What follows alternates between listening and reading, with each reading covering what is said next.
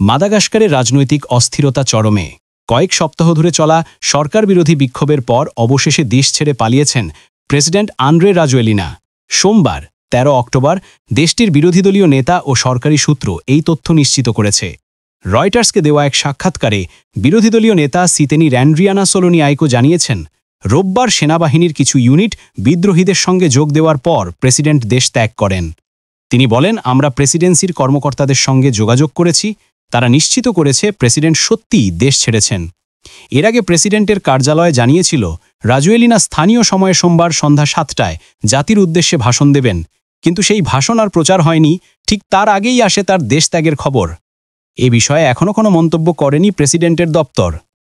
তবে মার্কিন বাহিনীর একটি সূত্র জানায়, রাজোয়েলিনান রোববার একটি ফরাসি সামরিক বিমানে করে দেশ ত্যাগ করেছেন। ফরাসি রেডিও আরএফআই দাবি করেছে, মাদাগাস্কারের প্রেসিডেন্ট ফ্রান্সের প্রেসিডেন্ট ইমানুয়েল ম্যাক্রোর সঙ্গে একটি গোপন চুক্তি করেছেন। বর্তমানে আন্দ্রে রাজোয়েলিনার অবস্থানও অজানা।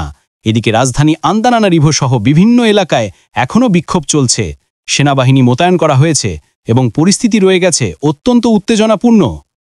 মাদাগাস্কারের এই রাজনৈতিক পালাবদল দেশটির গণতান্ত্রিক ভবিষ্যৎকে নতুন অনিশ্চয়তার দিকে ঠেলে দিয়েছে।